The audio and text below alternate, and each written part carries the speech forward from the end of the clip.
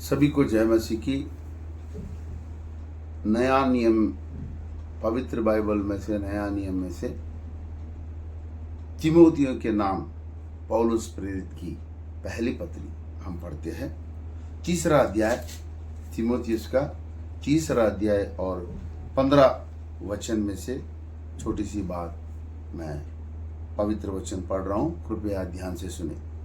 कि यदि मेरे आने में देर हो तो तू जान ले कि परमेश्वर के घराने में जो जीवते परमेश्वर की कलीसिया है और जो सत्य का खंभा और नेव है, कैसा बर्ताव करना चाहिए। इस छोटी सी बातों में पौलुस ने हमको बहुत सारे चीज सिखाना चाहता है। This is nothing but it's ethical code, एक नीति पौलुस ने कलीसियों को और पासबान लोगों को सिखाना चाहता है। The rules and regulations of the church, जो नियम निबंधना क्या है कलीसियों के बारे में पौलुस ने बता रहा है।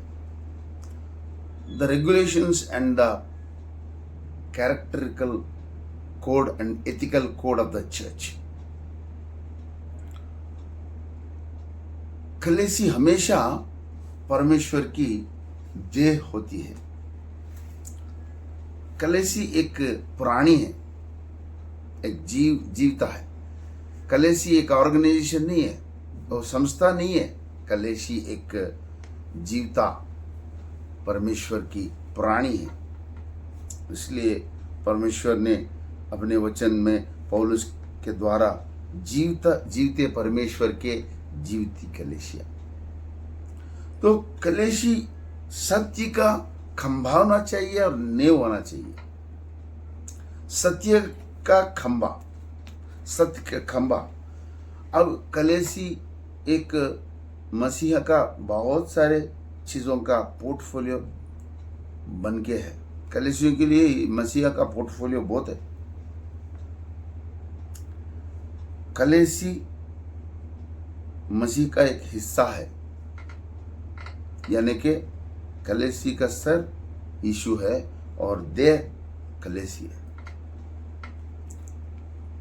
परमेश्वर की एकलौता पुत्र यीशु का देह कलीसी है और दूसरा वो एक निर्माण करने वाला मंदिर है, एक निर्माण करने वाला चीज है, इट्स अ बिल्डिंग फैक्टर। और तीसरा मुद्दा है कलीसी एक सेना है, वो सेना भी है। ये सेना के लिए सेनाओं का यहोवा ही उनका किंग है, राजा है। और कलीसी पत्रोस में लिखा हुआ दूसरा अध्याय और 9 वचन में जो लिखा है उसका भी कलीसी मैं आपको पढ़ के सुनाऊंगा। पत्रस का 2:9।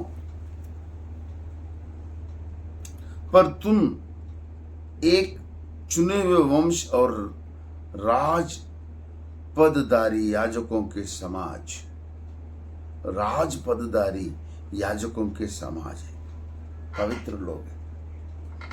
कलीसी के बारे में पत्रस ने बता रहे कि चुने हुए वंश, सेलेक्टेड पीपल, चुने हुए वंश, राज पदधारी और याजकों का समाज, पवित्र लोग और निज प्रजा हो। These are the portfolios of the कलीसी। So आने वाले भविष्य पूरा कलीसी के ऊपर आधारित है, क्योंकि इस कलीसी के पास ही यीशु का बलिदान हुआ था। दूसरा बहुत सारे ग्रह मंडल है, वहां पे नहीं हुआ, इस धरती पे ही हुआ। परमेश्वर की जो सूली पे जान गंवाई इधर ही हुआ। सो यही से भविष्य का पूरा आने वाले भविष्य का पूरा कलीसी के जरिए ही होगा।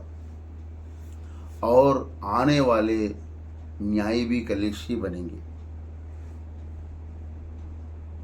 आने वाले न्याय भी कलीसी बनेंगे। कलीसी का मतलब 7 मुद्दा है।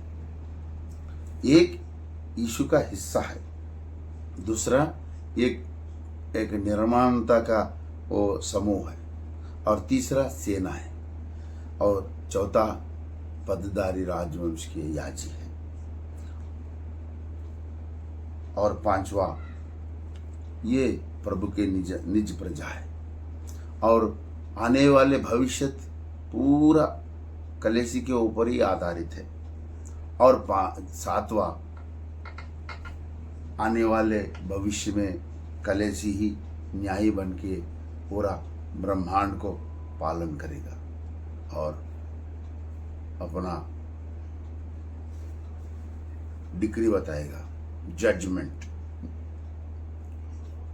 ये द पोर्टफोलियोस ऑफ द कलीसी, ये पौलुस हमको सिखाना चाहता है।